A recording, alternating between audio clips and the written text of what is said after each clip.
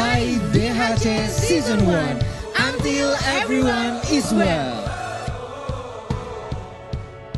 Healthcare has never been about healthcare only. It's about behavior, it's about socioeconomic, it's about pollution, it's about regulation, it's about political system as well. Inilah yang kita pelajari, bahwa digital dan ekosistem approach itu harus dimiliki. So we have been doing it, we did it, and we will do it more. Like when I close my eyes and don't even care if anyone sees me dance. Like I can fly and I don't even think of touching the ground. Brand new. Kami di sini with all of you, with every one of you, will work really hard, will innovate, will collaborate until everyone is well. Saya Soleh Ayubi. Thank you.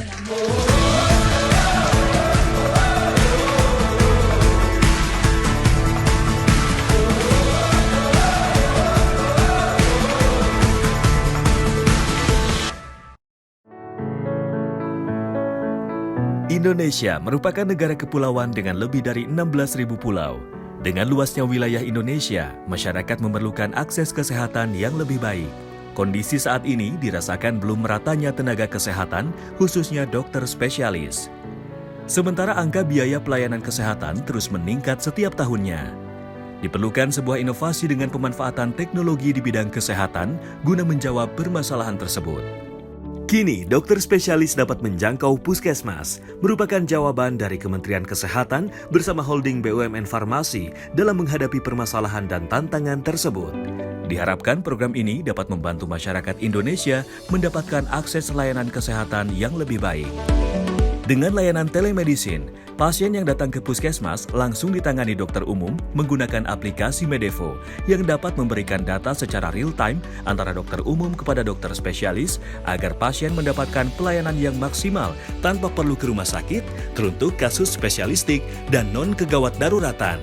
Setelah data pasien masuk ke aplikasi Medevo, pemeriksaan dilanjutkan dengan alat telediagnostik 15 parameter pemeriksaan Indofarma, yaitu alat pemeriksaan jarak jauh yang terintegrasi dengan aplikasi Medevo dan Indonesia Health Service Kementerian Kesehatan, di mana pemeriksaan dilakukan sesuai dengan kebutuhan diagnosa pasien.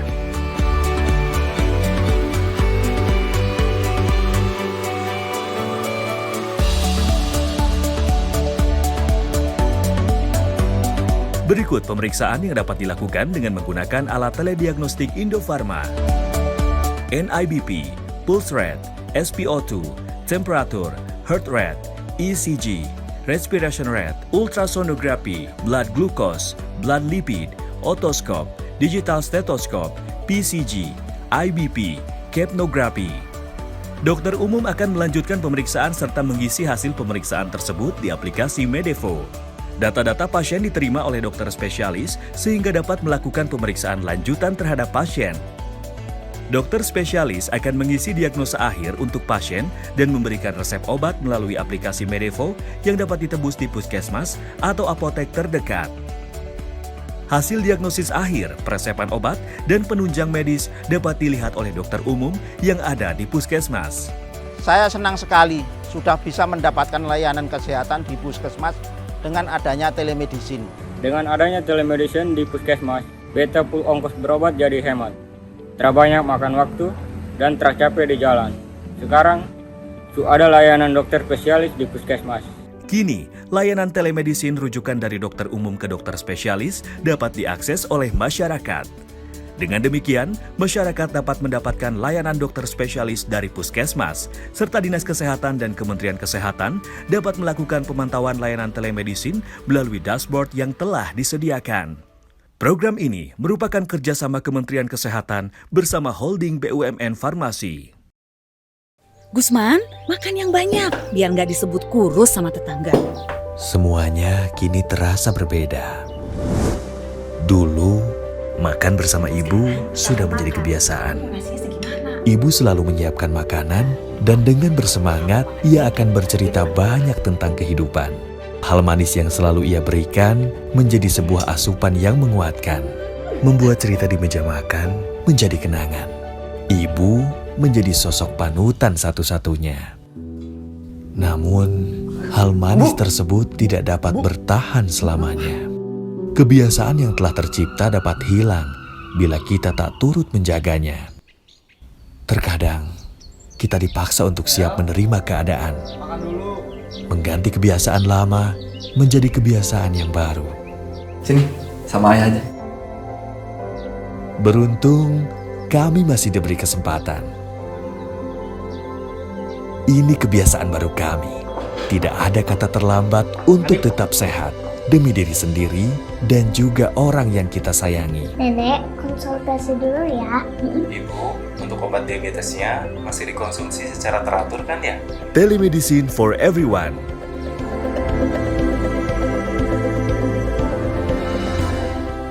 Until everyone is well.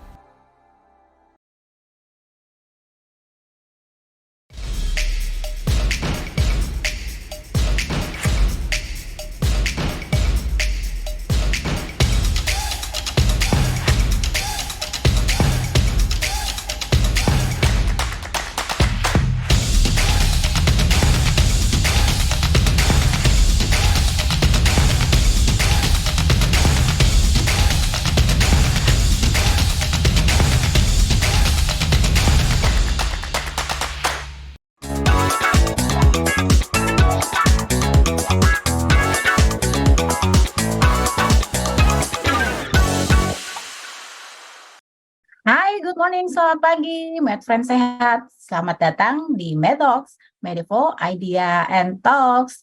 Ya, saya Dian Kertanti, tuan rumah dari Medevo, kembali hadir selama 1,5 jam ke depan bersama narasumber-narasumber yang hebat dengan topik sesuaikan asupan gizi, jauhi obesitas yuk. Dan hari ini kebetulan kita juga bersamaan dengan Hari Kesehatan Nasional. Jadi saya kira ini adalah waktu yang tepat sekali ya kita untuk diskusi terkait dengan menjaga kesehatan kita supaya kita jauh lebih sehat. Ya, sebelumnya saya ingin menyapa terlebih dahulu Med Friend Sehat yang telah bergabung pada pagi ini. Yuk kita lihat siapa saja yang sudah attend. Ada Kakak Adi Suryaman, halo selamat pagi. Kemudian ada Kakak Amar, Kakak Anissa, Kakak Dea, kita lihat lagi Kakak Fitri, kemudian ada Kakak Femi, dan ini ada yang jauh juga nih, ada Kakak, tadi ada saya lihat ya, dari Korea, Kim Taeyong. Wow, terima kasih ya sudah join di pagi ini dan selamat bergabung di webinar kita hari ini. Baiklah, sebelum masuk pada rangkaian acara, berikut tata tertib acara kita yang dilakukan secara online melalui platform Zoom webinar sebagai berikut. Yang pertama, untuk kenyamanan dan keamanan bersama, mohon untuk memberikan komentar yang baik dan konstruktif pada kolom yang telah tersedia. Kemudian, seluruh peserta tidak diperkenankan mencemooh, mencela, berkata kasar, dan menyinggung isu sara selama kegiatan ini berlangsung.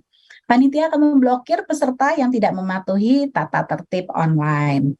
Dan juga saya ingin mengingatkan untuk Med Friends semua, jangan lupa untuk follow sosial media kami di Instagram, yaitu medevo.id dan hai.dhc, karena banyak sekali informasi menarik dan bermanfaat terkait kesehatan dan juga banyak hadiah menarik tentunya.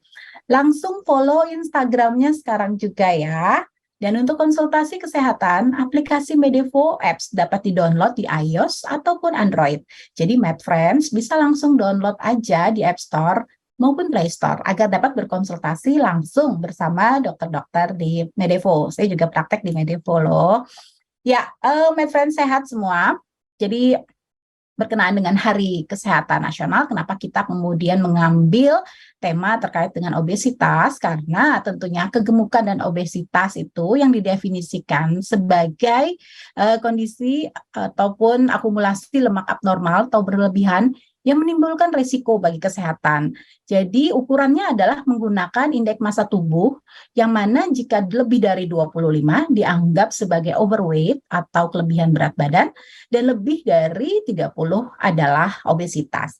Nah, masalah ini telah berkembang menjadi endemi. Jadi bukan hanya COVID loh sebenarnya yang endemi, tetapi obesitas juga sudah menjadi endemi atau epidemi dengan lebih dari 4 juta orang yang meninggal setiap tahun akibat kelebihan berat badan atau obesitas pada tahun 2017. Nah, ini juga menyebabkan beban penyakit secara global. Jadi bukan karena berat badannya gitu ya, tetapi dampak dari obesitas tersebutlah yang kemudian mengakibatkan beban penyakit dan akhirnya menimbulkan kematian. Nah, tingkat kelebihan berat badan dan obesitas terus tumbuh pada orang dewasa dan juga anak-anak. Dari tahun 1975 hingga 2016 saja, prevalensi atau angka yang pada anak-anak dan remaja yang mengalami kelebihan berat badan obesitas yang berusia 5-19 tahun itu meningkat lebih dari 4 kali lipat dari 4% menjadi 18%. Ini adalah angka secara global. Kalau gimana dengan Indonesia sendiri ya? Kalau di Indonesia itu disampaikan bahwa pada orang dewasa itu sekitar hampir 30% mengalami obesitas. Nah, obesitas adalah salah satu sisi dari beban ganda kekurangan gizi. Jadi ada hal ya, di satu sisi kita masih ada yang mengalami stunting, tapi ternyata di satu sisi lain juga mengalami obesitas. Nah, dan saat ini lebih banyak orang yang mengalami obesitas daripada kekurangan berat badan loh di setiap wilayah, kecuali Afrika, Sub-Sahara, dan juga Asia. Pernah dianggap sebagai masalah hanya di negara-negara berpenghasilan tinggi. Dipikir orang obesitas itu hanya banyak terjadi pada masyarakat di negara maju. Padahal ternyata kelebihan berat badan dan obesitas juga sekarang telah meningkat secara drastis di negara-negara berpenghasilan rendah dan menengah, terutama di daerah perkotaan. Sebagian besar anak-anak yang kelebihan berat badan atau obesitas tinggal di negara berkembang, di mana tingkat peningkatannya lebih dari 30% lebih tinggi daripada negara maju.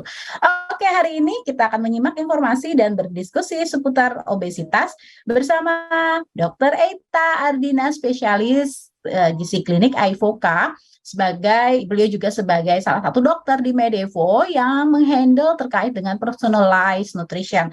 Dan tak lupa juga kami mengundang survivor obesitas. Sebenarnya saya juga termasuk salah satu survivor obesitas. Tahun lalu saya mengalami obesitas. Nah, kemudian ada Kak Fikri Ardian. Nah, beliau juga merupakan MedFriends dari Medevo. Sebelum masuk ke pembahasan, saya ingin mengingatkan bahwa MedFriends yang sudah bergabung di Zoom webinar sudah bisa memberikan pertanyaan di kolom yang telah tersedia di Zoom webinar ataupun memberikan komentar positif membangun terhadap webinar kali ini.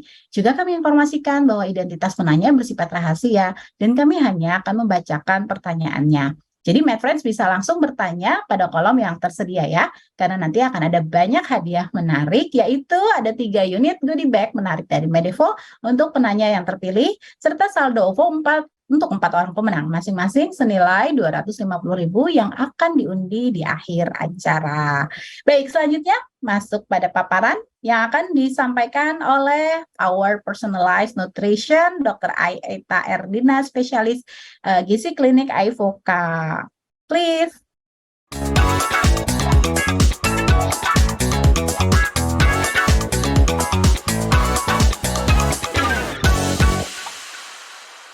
Halo dokter, apa kabar? Ya, halo. Ya. Hai, gimana kabarnya? Alhamdulillah sehat. Semoga mereka semua yang sedang mengikuti acara ini juga sehat semua ya. Ya, amin amin. Dokter Eita yang cantik dan juga pastinya berat badannya ideal ya. Oke, langsung saja kami persilakan. Please come to stage. It's yours, Dokter Eita, untuk menyampaikan materinya. Halo, Assalamualaikum warahmatullahi wabarakatuh. Dan selamat pagi, my friends semua. Iya. Oke. Selamat pagi, my friends dan teman-teman semua yang sedang join di Methods by Medevo pagi hari ini. Perkenalkan, saya Eita Ardina, spesialis gizi klinis, personalized nutrition dari Medevo. My friends bisa berkonsultasi dengan saya di setiap hari kerja, Senin sampai Kamis pukul 10 sampai 12, dan Jumat pukul 10 sampai 11 waktu Indonesia Barat. Nah, hari ini kita akan membahas nih ngobrolin tentang obesitas. Satu topik yang nggak akan pernah habis-habisnya buat dibahas. Ya, lanjut. Mungkin salah satu dari Med Friends pernah mendengar atau bahkan pernah menjalani menjadi pelaku diet di antara diet-diet berikut. Iya, ada ketogenik, ada Mayo Clinic, ada DEBM, ada OCD, GM diet, vegetarian, Atkins, diet golongan darah, dan diet Paleo. Nah, diet-diet ini selain yang ada di saya sebutkan ini, juga masih banyak lagi di luar sana, di masyarakat yang beredar ya, masih banyak lagi selain ini yang mungkin diperkenalkan oleh artis misalnya atau influencer lainnya. Nah, diet-diet ini kita namakan sebagai fashion diet atau fad diet. Nah, kita mengenal dulu apa sih fad diet itu, ya. Fad diet itu biasanya satu jenis diet yang diperkenalkan oleh seseorang, dan biasanya itu akan banyak kemudian pelaku-pelaku lain yang mengikutinya. Biasanya nih dietnya bersifat monoton, biasanya hanya boleh makan satu atau beberapa jenis makanan tertentu, atau justru melarang satu golongan makanan lainnya. Dan biasanya dia akan sangat rendah di satu atau beberapa makronutrien dan vitamin dan mineral. Dan biasanya kalori yang diberikan, yang disarankan untuk dikonsumsi sangat jauh dari kebutuhan individu. Kita tahu bahwa untuk kita menjalankan kehidupan dasar sehari-hari, kita membutuhkan energi basal atau energi dasar untuk berjalan, untuk memasak, misalnya untuk beraktivitas dasar, ke kamar mandi misalnya, atau bahkan mereka yang sakit, yang hanya berbaring di rumah sakit, misalnya di ICU, juga membutuhkan energi basal, energi dasar untuk bernafas atau untuk detak jantung, ya, untuk aktivitas jantungnya. Nah, kalori yang diberikan atau yang disarankan oleh diet fad diet atau fashion diet ini biasanya sangat jauh dari kebutuhan individu, bahkan untuk kebutuhan energi basalnya. Nah, kemudian memang pelaku dietnya nanti akan mengalami penurunan berat badan, tapi biasanya yang hilang itu adalah cairan dan elektrolit, atau bisa juga massa ototnya, selain dari massa lemak. Padahal tujuan kita menurunkan berat badan adalah untuk menghilangkan massa lemak, ya. Tapi ternyata pada fad diet yang turun bukan cuma massa lemak, bisa yang lainnya. Kemudian karena tadi sifatnya adalah monoton, kemudian terlalu restriktif, ya, terlalu dipantang, ini itu nggak boleh. Akhirnya akan terjadi yo-yo diet. Itu yo diet. Yo diet itu suatu diet yang kemudian pelakunya kadang on, kadang off gitu ya. Kalau udah capek ya udah drop out dari dietnya gitu. Karena mereka merasa nggak nyaman. Ya, lelah, bosen, stres karena terlalu dipaksa atau direstriktif terlalu banyak. Akhirnya mereka akan mengalami yo-yo diet. Dan dari sekian banyak fad diet yang tadi disebutkan atau yang ada beredar di masyarakat sekarang, tidak ada satu diet yang super yang bisa diikuti tanpa ada resiko kesehatan dan masalah gizi. Nah, ini yo-yo diet seperti tadi. Berat badan awal gemuk misalnya, kemudian mengikuti diet bisa turun, tapi setelah dia drop out dari dietnya, dia akan biasanya akan justru lebih gemuk daripada sebelumnya. Nah, efek sampingnya apa? Bisa jadi kehilangan massa otot atau terjadinya kelambatan metabolisme karena pemberian diet yang salah, ya, yang terlalu rendah tadi kalorinya. Kemudian makan berlebihan karena nafsu makannya meningkat.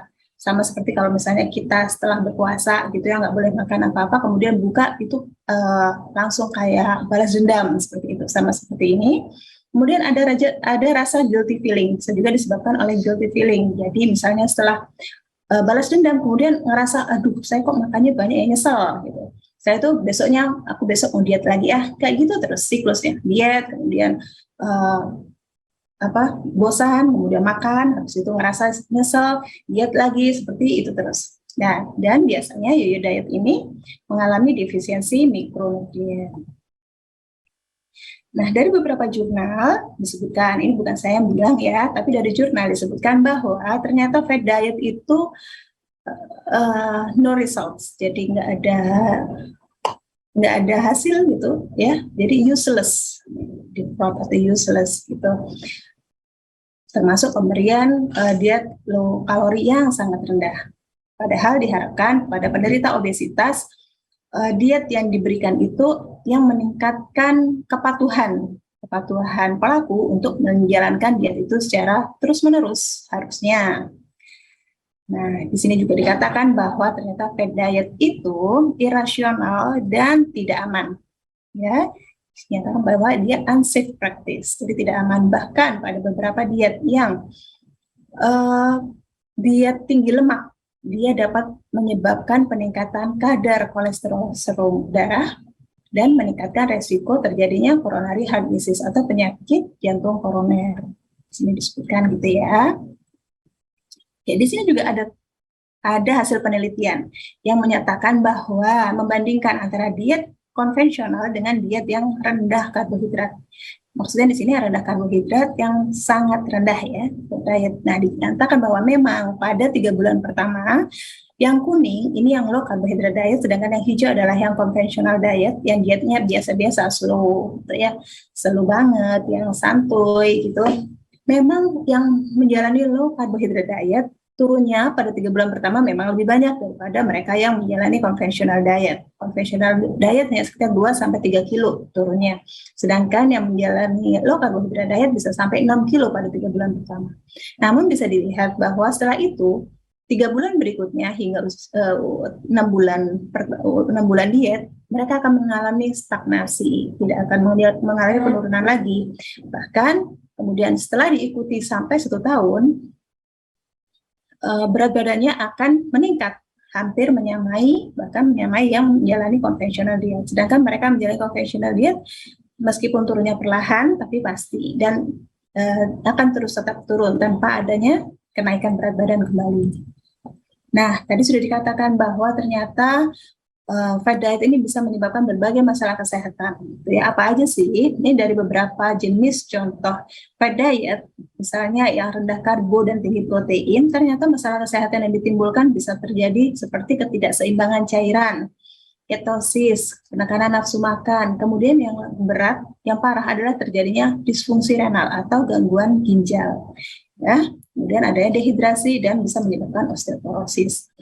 Nah, pada beberapa diet yang menggunakan sumber pangan seperti daging, misalnya seperti diet paleo, tentu saja dari segi biaya dia sangat besar karena untuk membeli asupan daging setiap hari membutuhkan biaya yang besar.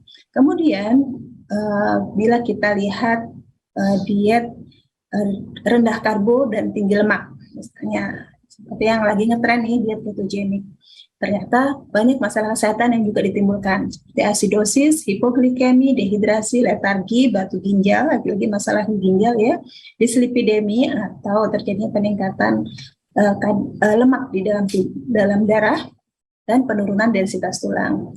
Juga dapat menyebabkan dari segi biaya dikenal dengan kemahalannya, mahal banget karena harus beli bahan makanan yang tinggi lemak.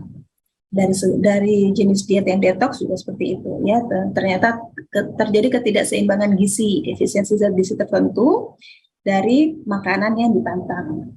Nah, ini tadi sudah disinggung oleh Dr. Dian bahwa ternyata di Indonesia ini masih banyak terdapat masalah gizi yang ada di Indonesia, banyak dari stunting, obesitas pada dewasa, sedangkan pada remaja adanya anemia. Obesitas ini sendiri ada sekitar 33,5% di Indonesia, atau kalau kita misalnya melihat nih rata-rata antara 1 sampai dari 3 atau 4 orang ada 1 yang mengalami obesitas. Nah, apa sih obesitas itu? Obesitas adalah penumpukan massa lemak yang berlebih dalam tubuh yang dapat menyebabkan gangguan kesehatan. Nah, kita kita bisa mendiagnosa obesitas dari kita menghitung nih BMI atau IMT-nya. Dari berat badan kita dalam kilogram dibagi dengan tinggi badan kita dalam meter dikuadratkan. Kemudian kita melihat di klasifikasi, kita mengikuti klasifikasi Asia Pasifik, di mana yang normal adalah antara 18,5 sampai 22,9. Sedangkan overweight apabila IMT kita 23 sampai 24,9 dan obesitas bila lebih dari 25. Selain dari IMT, kita bisa melihat juga lingkar perutnya. Jadi, untuk laki-laki dengan lingkar perut lebih dari 90 cm dan perempuan lebih dari 80 cm sudah bisa dikatakan obesitas. Namun obesitas sentral, dan obesitas sentral ini juga memiliki resiko kesehatan yang tidak kalah membahayakan daripada obesitas perifer. Ini dia masalah-masalah kesehatan yang bisa didata ya akibat overweight atau obesitas. Bisa jadi diabetes, ya, kemudian tekanan darah tinggi, penyakit jantung, kolesterol tinggi, masalah-masalah di hati, kemudian kanker, sleep apnea, dan osteoartritis. Nah, ini di Indonesia 1 dari 4 penduduk dewasa mengalami obesitas. Dari Kementerian Kesehatan menyatakan bahwa penyakit tidak menular atau PTM berperan dalam lebih dari 70% kematian di dunia. Dan menurut data Global Nutrition Report 2020 menyatakan bahwa 1 di antara 3 orang dewasa mengalami overweight dan obesitas. Apa saja sih penyebab obesitas? Kita lihat dari sekian banyak obesitas itu, ternyata penyebabnya ada genetik, gaya hidup, sedentary lifestyle, pola makan yang tidak sehat, masalah kesehatan lain, kemudian konsumsi atau terapi obat-obatan tertentu, usia, dan kurang tidur. Nah, ini kalau dari segi makanan, jadi ketidakseimbangan antara energi yang masuk dengan energi yang dikeluarkan, ya. Oke, sedangkan kita tahu bahwa konsumsi makanan masyarakat Indonesia itu modelnya seperti ini. Tinggi gula di makanan dan minumannya, kemudian bertepung kebanyakannya, ya, kemudian high saturated fat, yaitu digoreng, sudah ditepungin, digoreng pula. Kemudian tinggi garam dan makanan-makanan yang trendy, yang sedang ngetren itu banyak banget disukain, entah makanan, entah minuman, kopi-kopi kekinian dan sebagainya. Nah, kalau kita sudah mengalami obesitas, terus gimana nih caranya ngobatin? Tentu saja kita harus menurunkan berat badan. Penurunan berat badannya pun harus ada targetnya. Jadi untuk yang mengalami obesitas tipe 1 atau yang IMT-nya antara 25 sampai 29,9 diharuskan untuk menurunkan berat badan antara 5 sampai 10%. Sedangkan mereka yang obesitas tipe 2 dengan IMT lebih dari 30 diharuskan untuk menurunkan berat badan sebanyak 10 sampai 20%. Tentu saja ini harus dilakukan dengan perlahan, bukan dengan cara instan, ya, dengan cara perlahan dan dalam waktu setidaknya 6 bulan. Nah, ini piramid untuk terapi obesitas. Jadi dasarnya adalah lifestyle modification dengan perubahan pola diet, pola makan, dan physical activity, jadi lebih aktif, ya. Jadi kalau dasarnya lifestyle modification aja kita tidak bisa menjalankan dengan konsisten, kita tidak bisa berharap terjadinya penurunan berat badan yang baik, gitu, yang sehat. Nah, apabila lifestyle modification sudah dijalankan, bisa saja kita menambahkan terapi obat-obatan bagi yang BMI-nya lebih tinggi, atau apabila memang ada komplikasi yang lebih berat, bisa dilakukan operasi. Nah, untuk yang terapi diet nih, gimana? Kita lakukan pembiasaan yang baik. Biasakan dulu untuk sarapan pagi dulu. Kemudian memperbanyak asupan serat. Konsumsi makanan yang bergizi seimbang, ya. Kemudian konsumsi makanan tinggi protein, minum air putih sesuai kebutuhan, disiplin jam makan, tidur yang cukup, dan aktif bergerak. Nah, ini untuk terapi diet secara umum, untuk pembiasaan pola makannya. Kemudian selain kebiasaan ini, kita juga bisa melakukan pemilihan jenis makanan. Nah, pemilihan jenis makanan ini kita bisa bagi dari jenis yang makronutrien dan mikronutrien. Untuk yang makronutrien yaitu karbohidrat, protein, dan lemak. Karbohidrat kita bisa memilih jenis karbohidrat yang kompleks seperti nasi merah, gandum utuh, dan jagung. Kemudian hindari juga karbohidrat yang simpleks seperti gula-gulaan, manis-manisan, kemudian dari roti, dan bahan makanan dari tepung. Dan karbohidrat ini bisa kita konsumsi sebanyak 3-4 kali sehari. Untuk yang protein, kita bisa juga konsumsi sebanyak 3-4 kali sehari. Kita pilih protein tinggi namun rendah lemak, seperti ikan, dada ayam tanpa kulit, putih telur, dan protein nabati, tahu, tempe, dan kacang-kacangan. Nah, selain itu yang perlu diperhatikan dari protein adalah pengolahannya, proses pengolahannya, karena itu penting. Karena walaupun kita sudah memilih jenis protein yang baik, misalnya ikan, tapi kemudian proses pengolahannya digoreng, misalnya seperti itu, akhirnya kalorinya akan meningkat 2-3 kali lipat justru. Dari lemak juga begitu, kita bisa memilih sumber lemak yang sehat seperti ikan, alpukat, kacang-kacangan, dan olive oil. Lemak ini kita pilih yang tinggi kandungan omega 3-nya karena juga sebagai antiinflamasi atau anti peradangan ya. Dan lemak ini walaupun sering kita salahkan sebagai penyebab obesitas, tapi ternyata kita tetap membutuhkan lemak untuk melarutkan vitamin larut lemak yaitu vitamin A, D, E, dan K. Jadi kalau misalnya kita menekan asupan lemak sangat rendah, kita bisa justru kekurangan vitamin A, D, E, K tadi, vitamin yang larut lemak. Kemudian ini juga perlu untuk memperhatikan jumlah dan bagaimana pengolahannya. Nah, untuk mikronutrien ini termasuk vitamin dan mineral. Biasanya kita bisa mendapatkannya dari buah-buahan dan sayur-sayuran. Konsumsilah buah dan sayur dalam bentuk segar atau buah potong. Jangan diolah terlalu banyak, gitu ya. Jangan juga yang olahan, kalengan. Kemudian konsumsi sayur 3 kali sehari dengan buah 2 kali sehari. Pilih buah yang rendah kalori, jangan durian, mangga, pisang matang, pisang yang masak gitu ya, itu kalorinya cukup tinggi.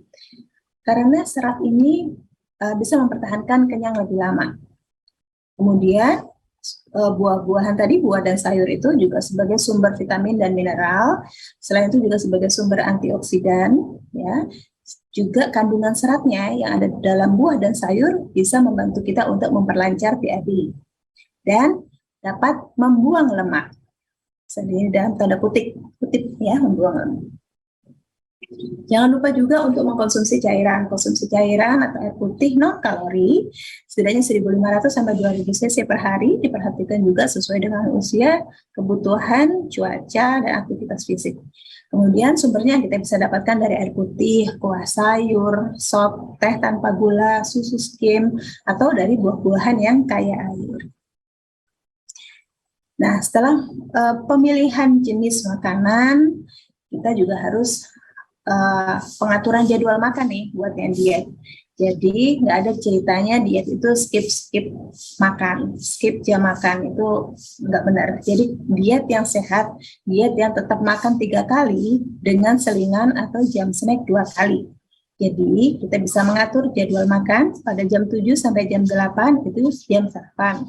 Jam 9 sampai jam 10 snack. Kita pilih yang tinggi asupan gizinya, ya, tinggi serat dan asupan gizinya. Kemudian jam 12 sampai jam 1 siang, waktunya makan siang. Nanti sore jam 3 sampai jam 4 snack lagi, sama seperti yang sebelumnya. Kemudian jam 6 sampai jam 7 itu waktunya makan malam. Diusahakan makan malam 3 jam sebelum jam tidur. Nah, kalau sudah kita jadwal seperti ini, jam tidurnya pun jangan sampai kemudian begadang gitu ya, ngelewatin dari jam lebih dari 3 jam dari jam makan malam. Nah, ini dia. Ini panduan yang umum untuk pemilihan jenis makanan. Jadi dari Kementerian Kesehatan Republik Indonesia juga sudah mengeluarkan nih panduan. Kalau dulu kita sebutnya 4 sehat 5 sempurna, tapi sekarang kita menyebutnya sebagai tumpeng gizi seimbang. Di bawah tampak bahwa itu ada gambar orang cuci tangan, kemudian menimbang berat badan, kemudian beraktivitas fisik ya, bermain, berjalan, senam, sepeda, menyapu. Itu diharapkan bahwa dasarnya atau fondasinya adalah melakukan lifestyle yang sehat. Jadi melakukan aktivitas fisik sebanyak-banyaknya, gitu ya. Kemudian di atasnya ada sumber karbohidrat yang bisa dikonsumsi 3-4 porsi sehari. Di atasnya lagi ada sumber buah dan sayur yang juga dikonsumsi 3-4 porsi untuk sayur dan 2-3 porsi untuk buah-buahan. Kemudian di atasnya ada sumber protein dikonsumsi 2-4 porsi sehari. Kemudian yang paling ujung, paling atas adalah gula, garam, dan minyak.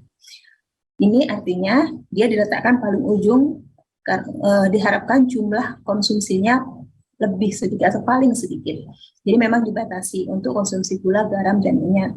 Untuk gula 4 sendok makan, garam 1 sendok teh sehari, dan minyak 5 sendok makan sehari. Itu sudah termasuk untuk bumbu-bumbuan, untuk proses pemasakan, dan sebagainya ya.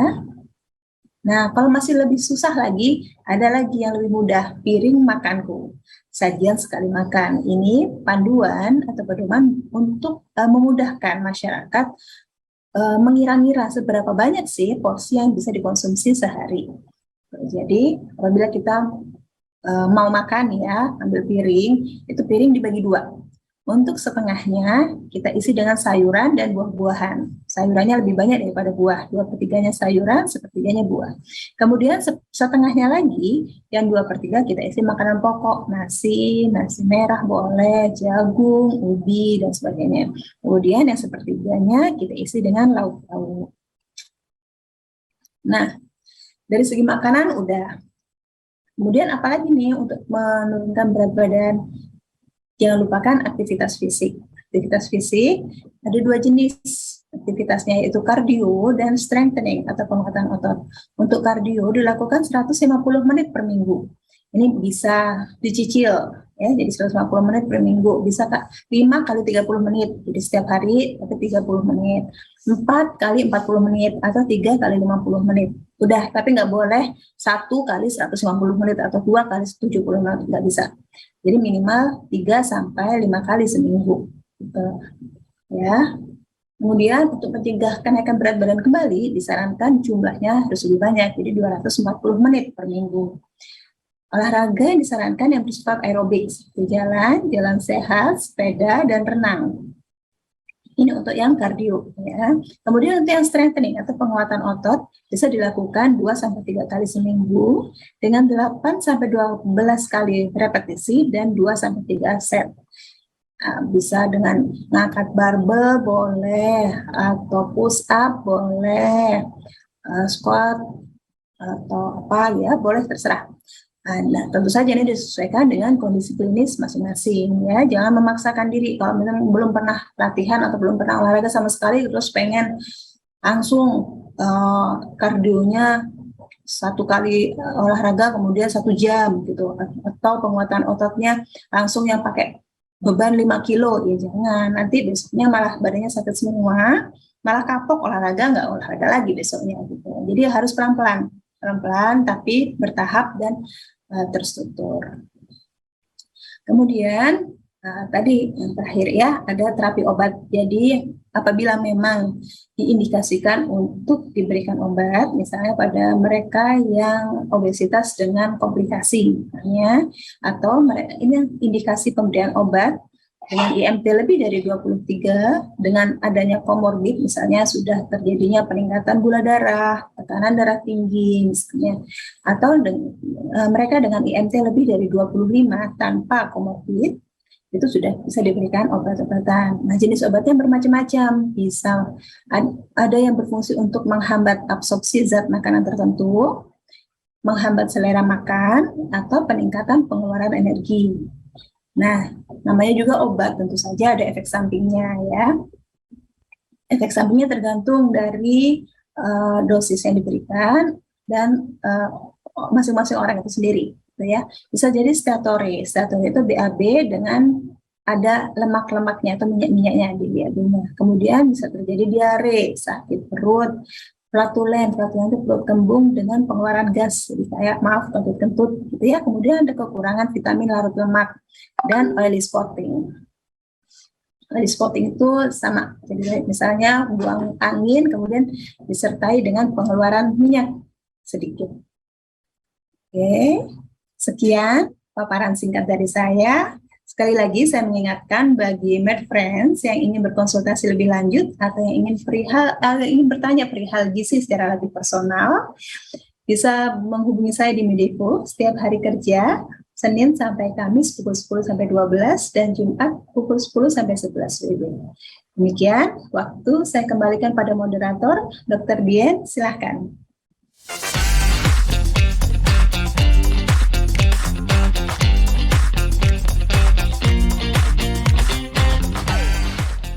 Oke, demikian pemaparan dari Dr. Eita, dan juga saya ingin mengingatkan kembali untuk Med Friends semua, jangan lupa untuk follow sosial media kami di Instagram yaitu medevo.id dan hai.thc karena banyak pasti informasi menarik loh yang terkait dengan kesehatan, lucu-lucu juga ditampilkannya dan banyak hadiah menarik juga di sana. Langsung follow Instagramnya sekarang juga ya. Nah, untuk konsultasi kesehatan sendiri, Med Friends, tadi kalau mau konsultasi dengan Dr. Eita, dapat langsung download Medevo Apps di iOS ataupun Android. Jadi Med Friends bisa langsung download aja di App Store maupun di Play Store agar dapat langsung berkonsultasi bersama dokter-dokter di Medevo. Sebelum masuk pada sesi diskusi dan Q&A, saya ingin mengingatkan bahwa Med Friends yang sudah bergabung di Zoom Webinar sudah bisa memberikan pertanyaan di kolom yang telah tersedia di Zoom Webinar ataupun memberikan komentar positif membangun terhadap webinar kali ini. Juga kami informasikan bahwa identitas penanya bersifat rahasia, jadi kami hanya akan membacakan pertanyaannya. My friends bisa langsung bertanya ya pada kolom yang tersedia, karena nanti akan ada banyak hadiah menarik, yaitu ada 3 unit goodie bag tadi dari Medevo untuk penanya yang terpilih, serta saldo OVO untuk 4 orang pemenang masing-masing senilai 250.000 yang akan diundi di akhir acara. Selanjutnya kita akan berdiskusi dan menjawab pertanyaan dari Med Friends terkait dengan tema webinar kali ini, yaitu sesuaikan asupan gizi, jauhi obesitas yuk. Namun diskusi kali ini tadi saya sudah memperkenalkan di depan tidak hanya bersama Dr. Medevo, kita juga akan bersama Med Friends yang merupakan seorang survivor obesitas. Siapakah dia? Let's join with us, Kak Fikri Ardian.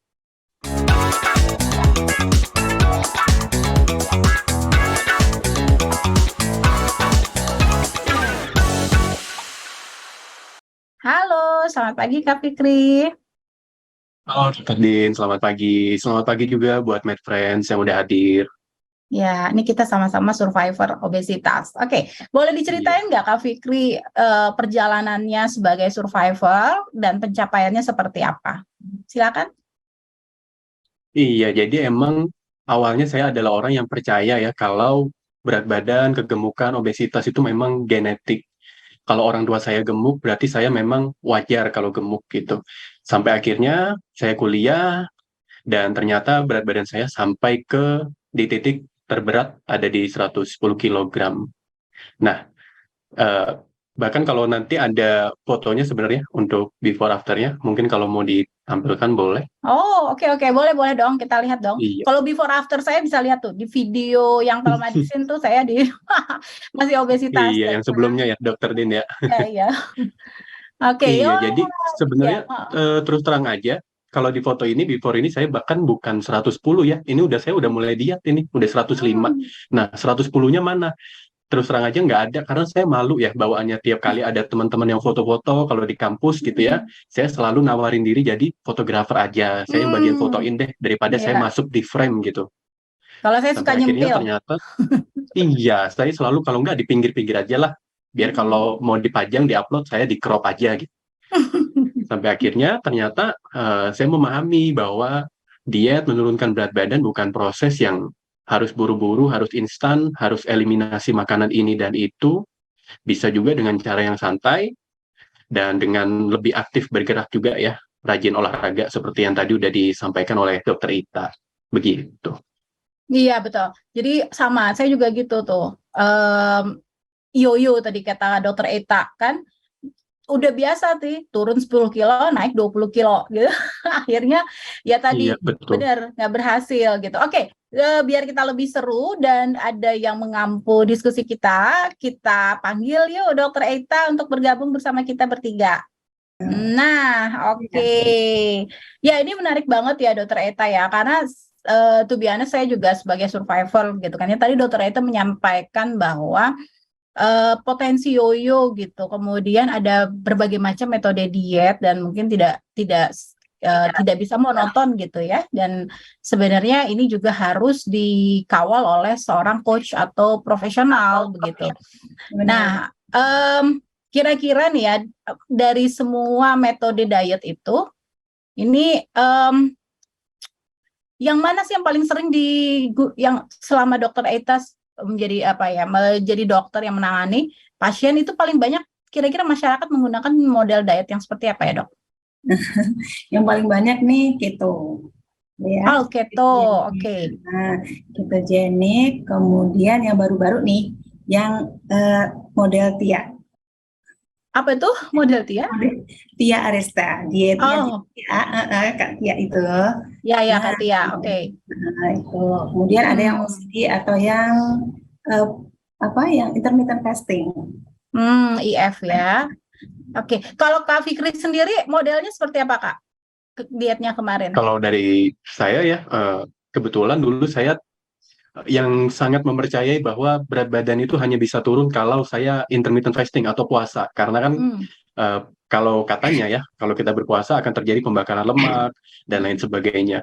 Jadi saya kalau nggak puasa, saya nggak bakal bisa turun berat badannya. Ternyata ya setelah saya dietnya bukan intermittent fasting, ya jauh lebih bugar ya ternyata untuk aktivitas dan lain sebagainya. Dan berat badan ya turun-turun aja gitu. Oke, jadi memang kombinasi ya antara kontrol dietnya, makannya, maksud saya asupannya dan juga aktivitas fisik, begitu ya Kak Fikri ya? Iya, betul. Oke. Ini setelah berapa lama ya Kak Fikri proses kegiatan untuk melakukan weight management ini? Sudah berapa lama? Sebetulnya yang kalau di awal saya pas mulai untuk menerapkan, ada keinginan untuk mulai rajin, ya lebih banyak gerak lah, bukan olahraga dulu ya. Waktu itu saya lebih ke ngatur makan dan banyak gerak dulu aja, jalan kaki, jalan cepat. Itu di 2019 Agustus. Jadi di foto yang awal itu tadi di 2019 Agustus akhir, makanya kan kalau di foto belakangnya kayak ada bendera-bendera, itu emang lagi Agustusan ya di perumahan sini kebetulan. Nah, di tahun 2020 saya udah mulai turun berat badan, ada COVID. Akhirnya positif COVID. Nah, kebetulan positif COVID, obatnya kan makan dan makan ya waktu itu. Berat badan otomatis naik lagi ya, karena saya makannya sangat banyak gitu. Waktu itu ketakutan kalau nggak makan nanti nggak sembuh-sembuh. Dan dari situ 2020 perjalanan sampai sekarang berarti kurang lebih 2 tahun. Ya, cukup menyenangkan ya, karena saya juga bukan hanya yang fokus pada, saya akhirnya mengubah pemikiran bahwa sebenarnya diet itu makan bukan untuk menurunkan berat badan ya, tapi kita makan untuk mencukupi nutrisi. Akhirnya saya fokusnya bukan hanya sekedar makan harus sedikit, tapi makan sesuai kebutuhan. Kebetulan kebutuhan saya adalah aktivitas sehari-hari, bekerja, mobile, dan saya juga aktif latihan beban. Ada juga kardio kombinasi. Artinya ya saya perlu makan, ada karbohidrat, ada protein, dan saya tidak menghindari lemak ya. Begitu. Semua iya. makronutrisi berfungsi. Ya, oke. Tadi menarik tuh kata Kak Fikri. Sebelumnya itu di kepalanya adalah menurunkan berat badan gitu ya.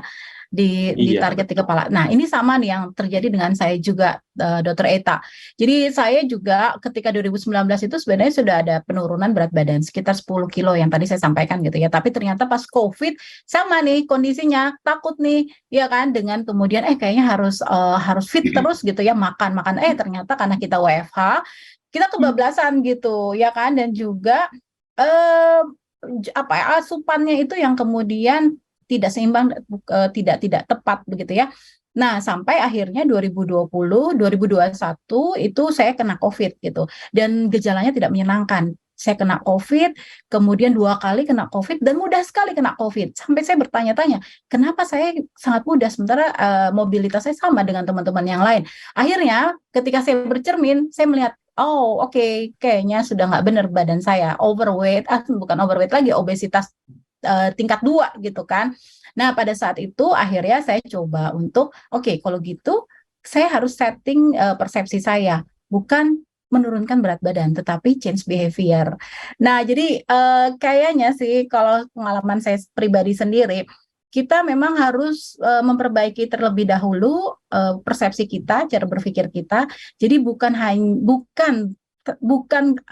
menurunkan berat badan, tetapi adalah change behavior kepada healthy behavior tadi. Baik, kita langsung ya bacakan pertanyaan-pertanyaan nih dari teman-teman yang sudah banyak memberikan pertanyaan secara online. Ya, ini ada yang bertanya, Dok, kalau saya tidak makan malam dan hanya menggunakan alat sauna di rumah supaya berkeringat, apakah efektif untuk menurunkan berat badan? Iya, mungkin Dokter Eta silakan jawab. Nanti teman Mas Fikri mungkin akan jawab juga ya pengalamannya nih. Oke, nggak makan malam tapi pakai alat sauna. Sebentar, kita basicnya dulu, dasarnya dulu. Obesitas kan penumpukan lemak, ya, yang harus dihilangin lemaknya. Sedangkan kalau sauna itu kan cuma ngeluarin keringat. Keringat itu kan air. Jadi yang hilang bukan lemaknya tapi air, gitu, ya kan? Jadi untuk obesitas itu yang itu kita bisa coret. Jadi nggak ada hubungannya sih menurut saya antara berkeringat sama penurunan lemak ya. Nah kemudian kalau nggak makan malam, tadi seperti dikatakan bahwa diet itu sebenarnya adalah pengaturan pola makan. Pola ini udah kita tentukan dulu jumlahnya, jenisnya, dan waktu makannya. Gitu. Jadi kenapa kita harus skip jam makan gitu loh. Diet yang sehat itu kalau bisa 3 kali makan dengan 2 kali snack. Jadi 5 kali harusnya makan itu dan kenyang. Harusnya pelaku diet itu nyaman, senang gitu ya, nggak ngerasa kelaparan tengah malam. Kalau misalnya kita nggak makan malam nih, padahal jam makan terakhir misalnya makan siang jam 1 ya. Kemudian nggak makan malam. Nggak makan malam tuh maksudnya nggak makan nasi atau nggak makan berat atau sama sekali nggak makan. Anggap aja kita misalnya nggak makan apa-apa nih. Makan terakhir jam 1, setelah itu nggak makan apa-apa sampai besoknya lagi. Itu sudah ada lebih dari 12 jam ya. Ada 15 lebih. Meskipun kita pasti tengah malam tuh ada rasa lapar, pasti. Lapar, iya betul. Orang tengah malam nggak bisa tidur, akhirnya apa, nyerah. Di satu titik akhirnya jam 11, jam 12, meskipun tadinya tidur, akhirnya kebangun. Nyari mie instan. Nyari. Akhirnya makin kalap ya makannya ya. Nyari apa yang ada ya, tadi ya ada es krim nggak ya di kulkas, ada apa, entah minum kopi lah atau mungkin susu lah atau paling enggak buka mie instan lah paling enggak. Nah pasti untuk mie instan aja satu porsi udah lebih dari 300-400 ya. Nah dan itu pun rendah protein, banyaknya karbo sama kalori protein. Nah jadinya bukannya kita dietnya sehat tapi malah nggak seimbang nih, udah dari situ aja udah kelihatan nggak seimbangnya gitu ya. Boleh cuman yang nggak harus nggak sampai makan malam gitu juga gitu, akhirnya ntar malah itu tadi malah salah jalan, malah salah langkah seperti itu menurut saya. Iya, kalau Kak Fikri sendiri gimana? Tetap makan malam kah atau bagaimana pola makan malamnya? Sampai kok bisa turun gitu badannya meskipun makan malam? Sebenarnya setuju ya Dok, kalau tadi yang disampaikan juga dengan Dokter Eta. Jadi banyak kesalahpahaman sebenarnya dengan selain sauna mungkin lebih akrab dengan istilah jaket itu ya, jaket sauna juga ya, orang lari-lari pakai jaket sauna. Kiranya ketika kita keringat keluar banyak, oh berarti olahraga saya maksimal, berarti saya olahraganya udah olahraga keras nih, lemak saya terkikis. Padahal enggak juga ya, benar memang yang keluar adalah keringat dan malah resikonya jadi dehidrasi, malah nggak sehat ujung-ujungnya dietnya. Progres olahraga yang harusnya kita sehat malah jadi tidak sehat karena dehidrasi, terlalu banyak keluar keringat setiap hari gitu ya. Dan kalau masalah makan malam, apakah sebenarnya makan malam, kalau saya tidak makan malam hanya menggunakan, kalau tidak makan malam, nah kalau misalnya kita tidak makan malam, padahal nih, itu dilakukan, kan diet ini kan bukan dilakukan sehari 2 hari ya, dilakukan kalau bisa ya selamanya gitu, kita mengatur pola makan. Jangan pernah menambahkan atau melakukan aktivitas yang tidak ingin dilakukan selamanya gitu. Jadi kalau memang secara kebiasaan kita harus ada makan malam, kenapa harus dilewatkan? Cuman memang sebisa mungkin akumulasinya adalah dari pagi ke malam ya. Yang bikin kelebihan berat badan kan bukan makan malamnya, tapi mungkin misal dari pagi udah makan nasi uduk, siangnya makan ketoprak, malamnya ditambahin lagi nasi goreng dan lain sebagainya. Oh ternyata makanannya berlebihan, yang bikin naik berat badannya ya kelebihan kalorinya ya. Jadi makan malam saya rasa nggak ada masalah sebenarnya. Itu. Ya, betul. Tadi yang disampaikan Dokter Eta juga, yang penting makan malamnya tidak kurang dari 3 jam sebelum tidur ya Dokter Eta. Karena pada saat kita tidur itu kan badan kita istirahat. Jadi kalau kita tidur nggak ada aktivitas, meskipun tidur pun butuh energi gitu, tapi mungkin tidak banyak. Jadi kalau kita makan malam, setelah makan langsung tidur, nah itu bisa terjadi penumpukan-penumpukan gitu ya, main friend sehat. Jadi nggak apa-apa loh makan malam, tapi ingat kembali tadi benar kata Kak Fikri tadi, makannya juga jangan, ya kita harus hitung kalorinya gitu ya. Apalagi makannya tuh udah dengan kebanyakan karbo gitu ya, minyak dan lain sebagainya, lemak dan lain sebagainya. Mungkin makannya bisa makan malam diganti ya gitu kali ya, Dokter Eta ya. Maksudnya diganti dengan karbohidrat yang kompleks tadi ya, seperti atau sayuran atau buah begitu ya, itu bisa, dan dia akan kenyang lebih lama ya. Oke. Itu tadi balik ke awal, jadi pemilihan jenis, kemudian jumlahnya juga. Ya, pemilihan jenis yang kita makan ya. Oke, ini ada lagi pertanyaan, bagaimana cara kita memberitahu orang yang terkena obesitas untuk mengatur cara makannya? Terutama misalnya pada anak ya. Nah ini kan kadang-kadang tuh suka kebiasaan nih, kita nggak mau lihat anak kita rewel, kita kasih makanan permen tuh paling sering. Karena saya obesitas tuh karena kebiasaan dari kecil, dikasih rewardnya adalah coklat. Jadi saya sangat suka coklat dan kue-kue, pastry dan lain sebagainya. Nah itu jadi anak kecil ya terutama, itu ketika dia suka makan, udah kita biasakan makan makanan manis dan lain sebagainya, akhirnya terbiasa. Nah, dia akhirnya banyak mengalami obesitas. Ini seperti apa ya cara kita mengedukasi orang-orang yang mengalami obesitas untuk bisa kontrol? Oke, ini mengedukasi orang tuanya, maksudnya yang punya anak obesitas, gitu ya? Ya, apapun itu Dokter Eta. Kalau misalnya kita melihat ada keluarga kita, teman kita yang mengalami obesitas misalnya, termasuk anaknya. Oke. Jadi pertama gini, untuk yang anak itu kan dia mengikuti pola hidup kita sebagai orang tuanya, ya. Jadi kita yang sehari-hari ketemu sama anak ya orang tuanya di rumah. Gitu. Kita ngasih makannya seperti apa, kita memberi contoh makan seperti apa, itu yang dilihat anak itu dari kecil. Terus kita harus pembiasaannya ke anak seperti tadi kata Dokter Dian. Kalau misalnya bagus, aku kasih hadiah coklat. Kalau misalnya pintar, aku kasih hadiah permen, gitu. Itu pembiasaan dan itu yang kalau bisa rewardnya diganti deh kayak gitu ya. Jadi supaya nggak keterusan sampai dewasa, sampai besar nanti. Kemudian kalau misalnya kita sebagai orang tua sudah memberlakukan pola makan yang sehat, yang bagus, tentu anak akan ikut juga gitu. Bukan pola makan yang sehat itu kemudian karena kita diet, kemudian menu di rumah banyak sayurnya aja. Akhirnya anak juga ikutan makan sayur.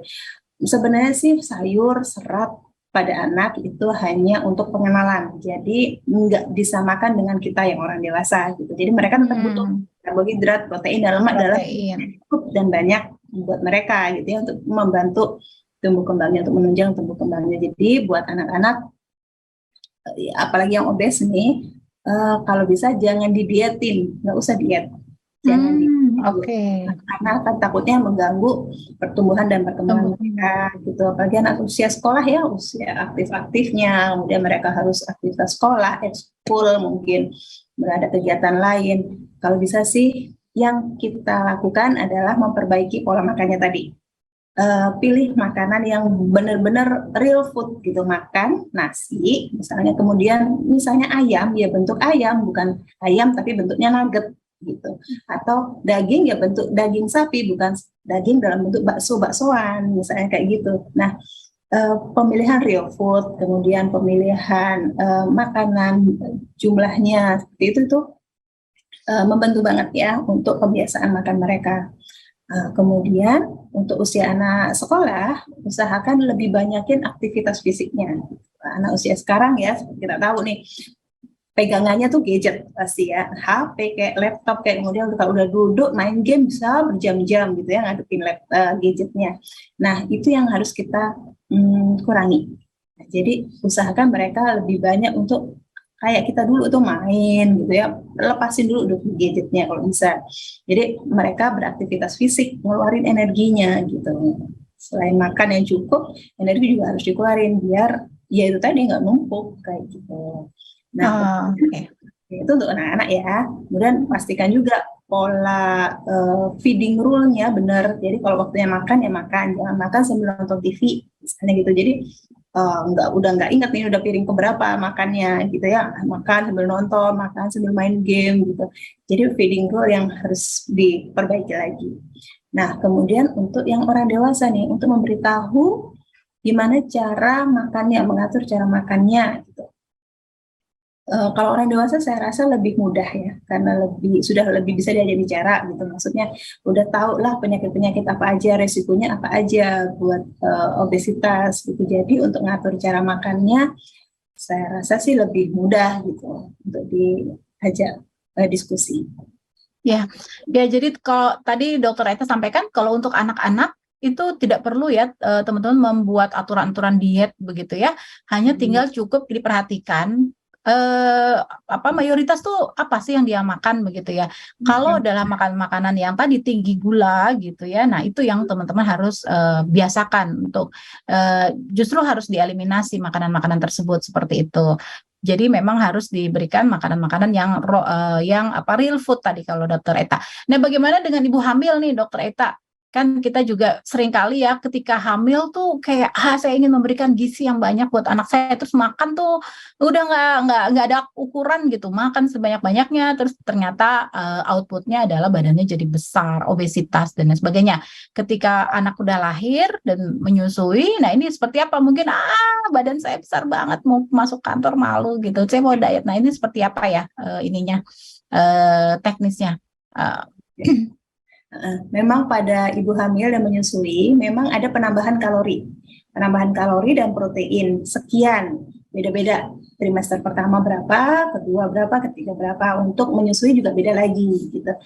Dan bukan kalau anggapan di masyarakat tuh bilangnya sih makan untuk 2 orang gitu ya, makan yang banyak karena lagi hamil, makan untuk 2 orang, ibu menyusui juga gitu, harus makan untuk 2 orang karena harus memberikan ASI gitu.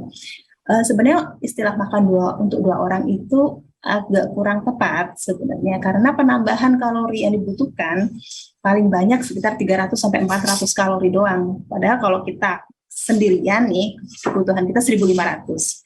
Hanya ditambahkan 300 sampai 400 itu sekitar 1.800 sampai 1.900, nah maksimal banget 2.000 gitu ya. Kalau kita makan untuk 2 orang artinya 3.000 dong. 1.500 kali 2 3.000 dong. Nah, jadi istilah makan untuk 2 orang itu yang sepertinya perlu diperbaiki. Gitu. Karena nambahnya cuma dikit, cuma 300 sampai 400, paling susu 1 gelas sama buah udah cukup, atau mungkin biskuit mungkin, atau mungkin bubur kacang hijau 1 mangkok, udah cukup. Itu udah cukup untuk kebutuhan protein sama kalori tambahannya. Ibu menyusui atau ibu hamil itu sebenarnya udah cukup sih. Jadi nggak perlu makan kemudian yang biasa 1 piring jadi 3 piring gitu. Atau nambah sampai 2 kali lipat, sebenarnya itu nggak cukup. Ya, nah di sini kita temukan lagi ya terkait dengan persepsi, kemudian mitos-mitos gitu ya. Nah, di mana ini artinya kita harus betul-betul punya pengetahuan begitu ya sebelum kita melakukan program terkait dengan weight management. Nah, saya pindah ke Kak Fikri. Kak Fikri, pada saat melakukan program itu apa yang Kak Fikri lakukan sehingga Kak Fikri bisa mendapatkan pengetahuan yang tepat begitu di dalam menjalankan atau memilih program untuk penurunan berat badannya? Iya, kalau dari saya sebenarnya saya bersyukur ya, karena mungkin saya ada privilege ya untuk bisa mengakses ke teman-teman fitness coach, karena waktu itu saya juga kebetulan sempat ke gym, saya ngobrol banyak sama mereka.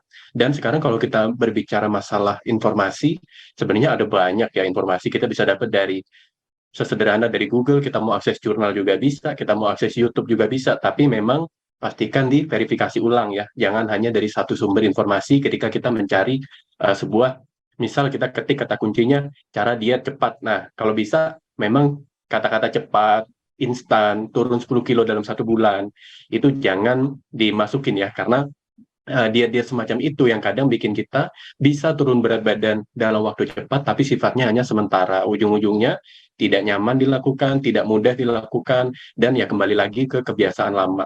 Kalau soal informasi, saya rasa kita bisa cari di internet dan juga kita bisa belajar sendiri ya. Tapi yang terpenting sebenarnya kita juga nggak mau terlalu banyak input gitu ya. Istilahnya kita terlalu banyak belajar soal saya harus begini, saya harus melakukan defisit kalori, saya harus makan protein segini, tapi kita tidak melakukan apa-apa, outputnya nggak ada. Nah, saran saya adalah ketika saya memulai, saya belajar secukupnya aja soal bahwa saya harus konsumsi protein, saya harus konsumsi karbohidrat, saya harus konsumsi lemak. Tidak perlu bingung harus skip makan. Udah itu dulu ya. Lalu yang perlu dilakukan adalah memperbanyak outputnya. Saya harus mulai gerak, banyak gerak. Kalau yang obesitas tidak disarankan lari, ya bisa jalan cepat aja. Kalau nggak ada waktu ke gym, ya bisa olahraga di rumah. Kita bisa push up, kita bisa squat, kita bisa beli dumbbell, kita bisa melakukan latihan-latihan yang sederhana. 20-30 menit sehari, kalau dikali 5 dalam 1 minggu, udah lumayan hasilnya. Bahkan studinya juga mengatakan begitu ya, kita nggak perlu olahraga, nggak perlu over, nggak perlu lama-lama. Cukupnya aja, bisa dilakukan di rumah, di gym, dan di tempat lain juga. Begitu ya, kalau dari saya yang penting harus ada outputnya juga, supaya kita bisa evaluasi lagi. Oh, mana ya yang kurang ternyata, apa ya yang keliru selama ini, gitu. Begitu ya. Iya, berarti memang tidak harus ekstrim gitu ya. Kayak jangan diketik tuh keywordnya apa diet instan gitu. Nanti kemudian muncul banyak larangan, nggak boleh ini, nggak boleh itu, akhirnya stres dan terjadi tingkat kegagalannya juga justru lebih tinggi gitu ya. Udah stres, udah males gitu, mau hidup kok kayaknya susah banget ya. Nah ini ada lagi pertanyaan, izin bertanya dok, pernah konsul sama dokter gizi juga, sarapan pagi konsumsi 4 rebus telur putihnya aja, dan siangnya 2 potong dada ayam kurang lebih 100 gram. Nah, apakah itu sudah memenuhi kebutuhan gizi? Gimana dokter Eta? Cuman 4 telur dengan 200 gram dada ayam, kalau menurut saya sih, kok hitungannya kayaknya kurang ya. Kalau menurut saya sumber karbonya belum ada, serat sama vitamin juga nggak ada, dan kayaknya agak kurang deh menurut saya kalau kayak itu.